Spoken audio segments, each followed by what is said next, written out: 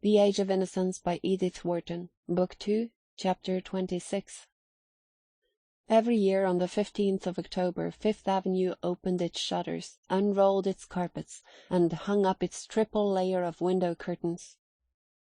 By the 1st of November this household ritual was over, and society had begun to look about and take stock of itself. By the 15th the season was in full blast. Opera and theatres were putting forth their new attractions, dinner engagements were accumulating, and dates for dances being fixed. And punctually at about this time Mrs. Archer always said that New York was very much changed. Observing it from the lofty standpoint of a non-participant, she was able, with the help of Mr. Sillerton Jackson and Miss Sophie, to trace each new crack in its surface, and all the strange weeds pushing up between the ordered rows of social vegetables. It had been one of the amusements of Archer's youth to wait for this annual pronouncement of his mother's, and to hear her enumerate the minute signs of disintegration that his careless gaze had overlooked. For New York, to Mrs. Archer's mind, never changed without changing for the worse, and in this view Miss Sophie Jackson heartily concurred. Mr. Sillerton Jackson, as became a man of the world, suspended his judgment and listened with an amused impartiality to the lamentations of the ladies.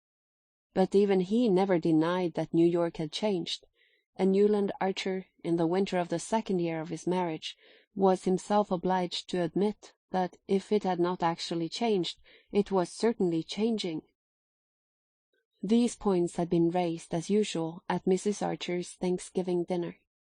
At the date when she was officially enjoined to give thanks for the blessings of the year, it was her habit to take a mournful though not embittered stock of her world, and wonder what there was to be thankful for. At any rate, not the state of society. Society, if it could be said to exist, was rather a spectacle on which to call down biblical imprecations, and in fact every one knew what the Reverend Dr. Ashmore meant when he chose a text from Jeremiah, chapter 2, verse 25, for his Thanksgiving sermon. Dr. Ashmore, the new rector of St. Matthew's, had been chosen because he was very advanced. His sermons were considered bold in thought and novel in language. When he fulminated against fashionable society, he always spoke of its trend, and to Mrs. Archer it was terrifying and yet fascinating to feel herself part of a community that was trending. "There's no doubt that Dr. Ashmore is right. There is a marked trend," she said, as if it were something visible and measurable, like a crack in a house. "It was odd, though, to preach about it on Thanksgiving," Miss Jackson opined, and her hostess dryly rejoined, "Oh, he means us to give thanks for what's left." Archer had been wont to smile at these annual vaticinations of his mother's, but this year even he was obliged to acknowledge, as he listened to the enumeration of the changes, that the trend was visible. "The extravagance in dress," Miss Jackson began.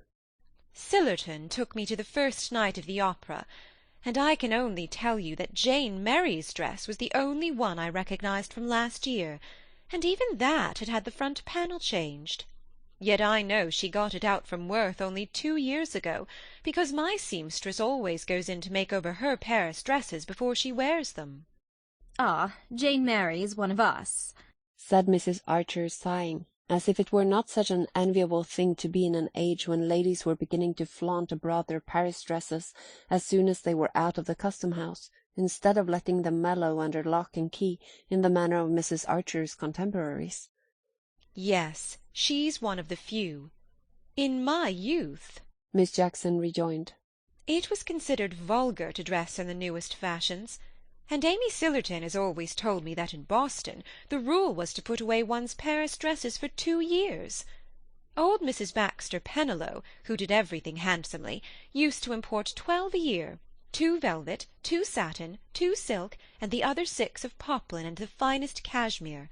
It was a standing order, and as she was ill for 2 years before she died, they found 48 Worth dresses that had never been taken out of tissue paper, and when the girls left off their mourning, they were able to wear the first lot at the symphony concerts without looking in advance of the fashion." Ah, well, Boston is more conservative than New York, but I always think it's a safe rule for a lady to lay aside her French dresses for one season. Mrs. Archer conceded. It was Beaufort who started the new fashion by making his wife clap her new clothes on her back as soon as they arrived. I must say at times it takes all Regina's distinction not to look like... Miss Jackson glanced around the table, caught Janey's bulging gaze, and took refuge in an unintelligible murmur. Like her rivals, said Mr. Sillerton Jackson, with the air of producing an epigram. Oh, the ladies murmured, and Mrs. Archer added, partly to distract her daughter's attention from forbidden topics, poor Regina. Her Thanksgiving hasn't been a very cheerful one, I'm afraid. Have you heard the rumours about Beaufort's speculations, Sillerton? Mr. Jackson nodded carelessly. Everyone had heard the rumours in question, and he scorned to confirm a tale that was already common property. A gloomy silence fell upon the party. No one really liked Beaufort, and it was not wholly unpleasant to think the worst of his private life. But the idea of his having brought financial dishonour on his wife's family was too shocking to be enjoyed even by his enemies. Archer's New York tolerated hypocrisy in private relations, but in business matters it exacted a limpid and impeccable honesty. It was a long time since any well-known banker had failed discreditably, but everyone remembered the social extinction visited on the heads of the firm when the last event of the kind had happened. It would be the same with the Beauforts, in spite of his power and her popularity. Not all the leagued strengths of the Dallas connection could save poor Regina, if there were any truth in the reports of her husband's unlawful speculations. The talk took refuge in less ominous topics, but everything they touched on seemed to confirm Mrs. Archer's sense of an accelerated trend.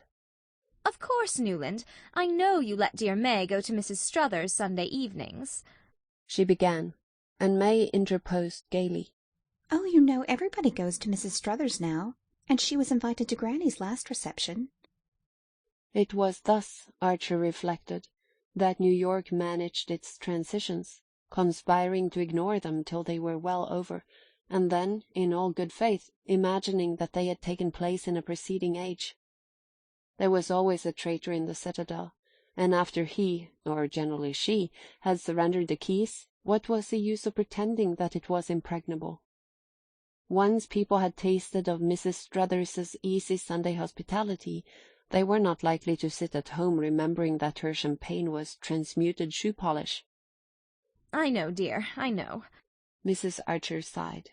Such things have to be, I suppose, as long as amusement is what people go out for. But I've never quite forgiven your cousin Madame Olenska for being the first person to countenance Mrs. Struthers. A sudden blush rose to young Mrs. Archer's face. It surprised her husband as much as the other guests about the table. Oh, Ellen, she murmured, much in the same accusing and yet deprecating tone in which her parents might have said, "Oh, the Blenkers!" It was the note which the family had taken to sounding on the mention of the Countess Olenska's name, since she had surprised and inconvenienced them by remaining obdurate to her husband's advances, but on May's lips it gave food for thought, and Archer looked at her with a sense of strangeness that sometimes came over him when she was most in the tone of her environment. His mother, with less than her usual sensitiveness to atmosphere, still insisted, I've always thought that people like the Countess Olenska, who have lived in aristocratic societies, ought to help us to keep up our social distinctions instead of ignoring them. May's blush remained permanently vivid. It seemed to have a significance beyond that implied by the recognition of Madame Olenska's social bad faith. I've no doubt we all seem alike to foreigners, said Miss Jackson tartly. I don't think Ellen cares for society, but nobody knows exactly what she does care for, May continued, as if she had been groping for something non-committal. Ah, well. Mrs. Archer sighed again. Everybody knew that the Countess Olenska was no longer in the good graces of her family. Even her devoted champion, old Mrs. Manson Mingott, had been unable to defend her refusal to return to her husband. The Mingotts had not proclaimed their disapproval aloud. Their sense of solidarity was too strong. They had simply, as Mrs. Welland said, Let poor Ellen find her own level. And that, mortifyingly and incomprehensibly, was in the dim depths where the Blenkers prevailed, and people who wrote celebrated their untidy rights. It was incredible, but it was a fact, that Ellen, in spite of all her opportunities and her privileges, had become simply bohemian. The fact enforced the contention that she had made a fatal mistake in not returning to Count Olenski. After all, a young woman's place was under her husband's roof, especially when she had left it in circumstances that, well, if one had cared to look into them. Madame Olenska is a great favourite with the gentlemen, said Miss Sophie, with her air of wishing to put forth something conciliatory, when she knew that she was planting a dart. Ah, that's the danger that a young woman like Madame Olenska is always exposed to. Mrs. Archer mournfully agreed, and the ladies, on this conclusion, gathered up their trains to seek the carcel globes of the drawing-room, while Archer and Mr. Sillerton Jackson withdrew to the Gothic library. Once established before the grate, and consoling himself for the inadequacy of the dinner by the perfection of his cigar, Mr. Jackson became portentous and communicable.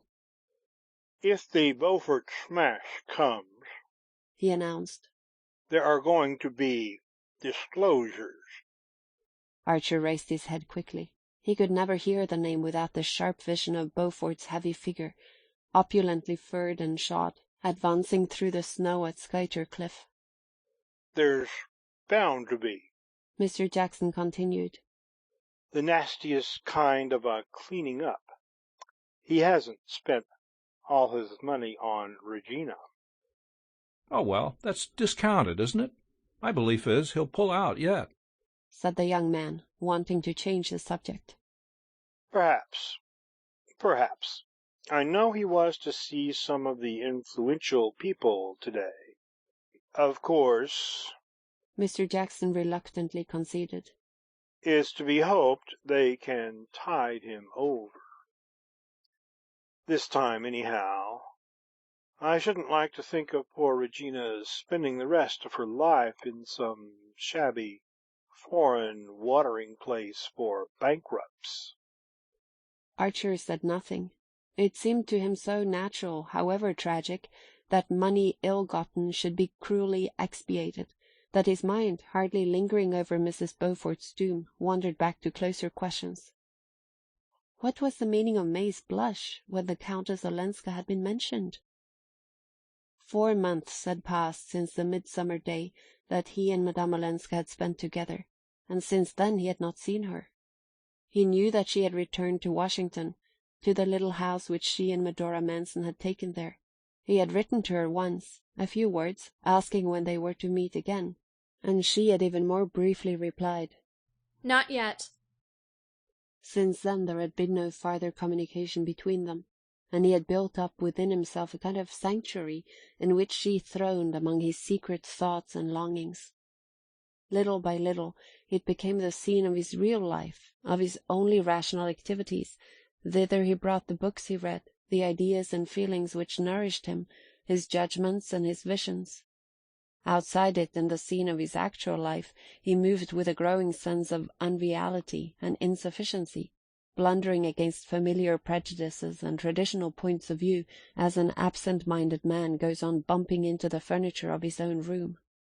Absent, that was what he was, so absent from everything most densely real and near to those about him, that it sometimes startled him to find they still imagined he was there.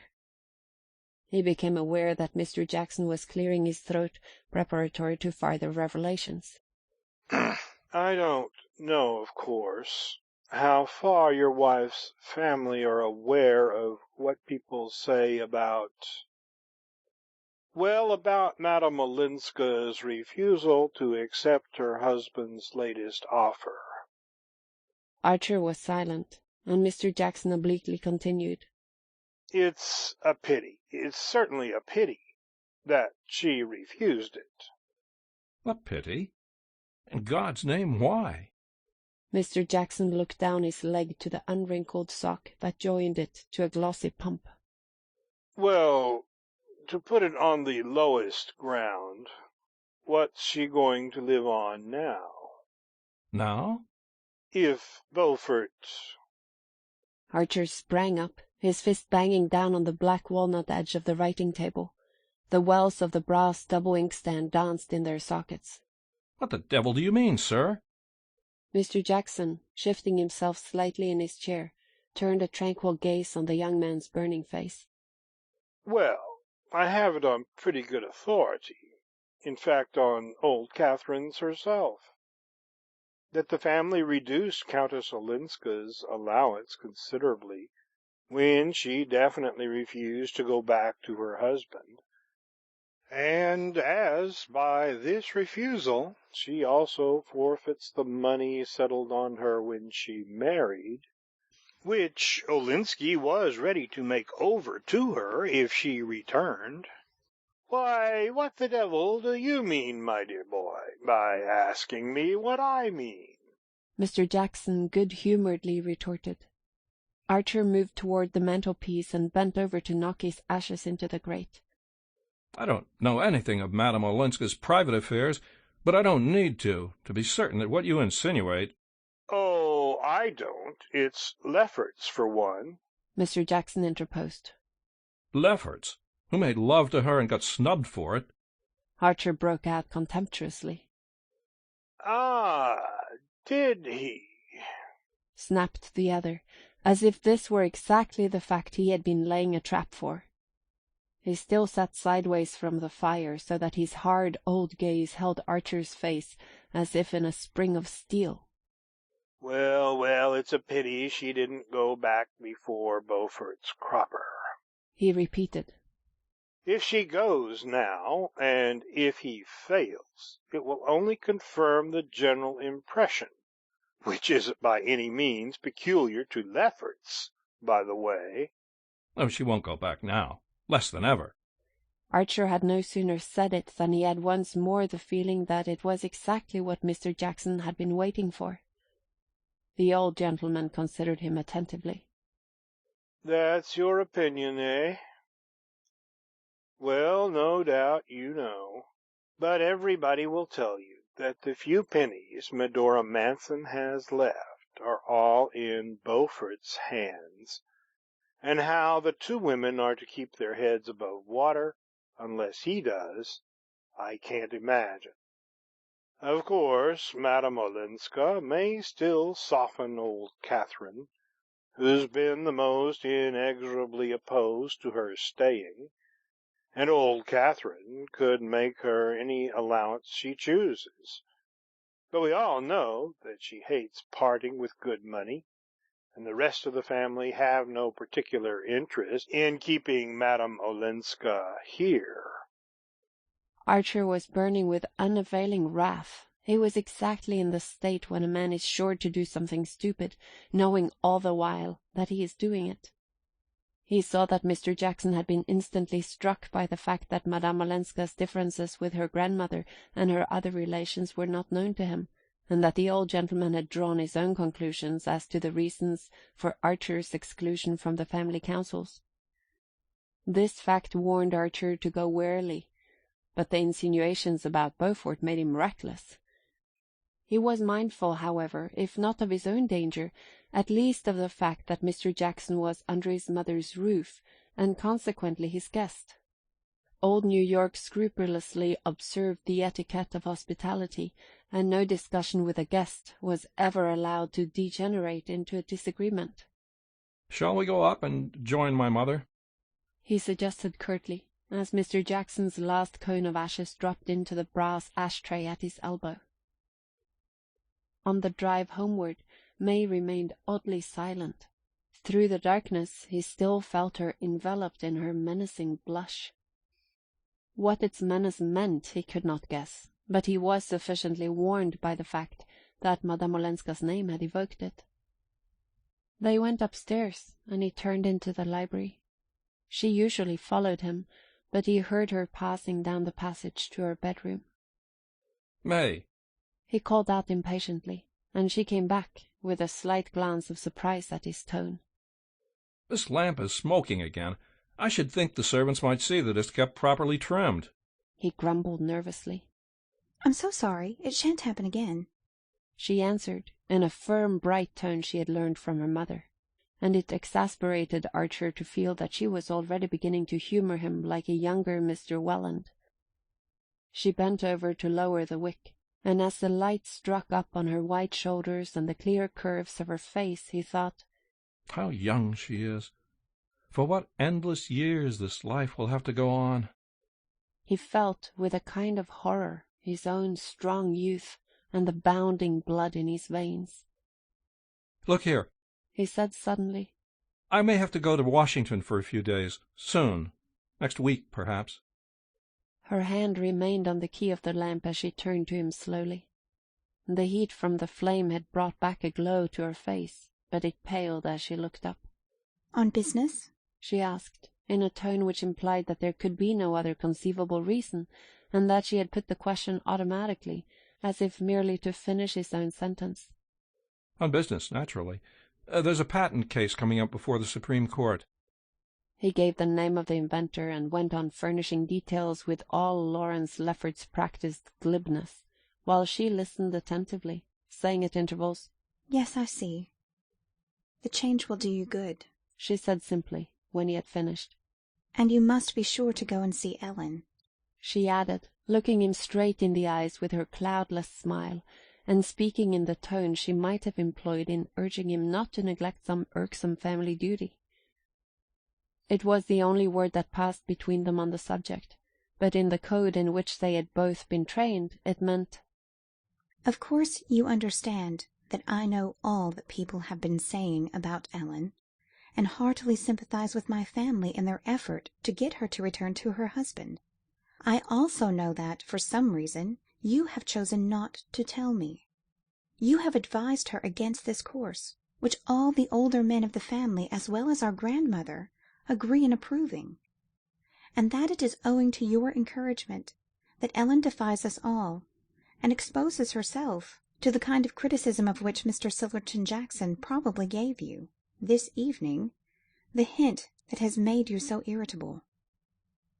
Hints have indeed not been wanting, but since you appear unwilling to take them from others, I offer you this one myself, in the only form in which well-bred people of our kind can communicate unpleasant things to each other, by letting you understand that I know you mean to see Ellen when you are in Washington, and are perhaps going there expressly for that purpose, and that since you are sure to see her, I wish you to do so with my full and explicit approval, and to take care of letting her know what the course of conduct you have encouraged her in is likely to lead to." Her hand was still on the key of the lamp when the last word of this mute message reached him. She turned the wick down, lifted off the globe, and breathed on the sulky flame. "They smell less if one blows them out," she explained, with her bright housekeeping air. On the threshold she turned and paused for his kiss. End of Book 2, Chapter 26 of the Age of Innocence.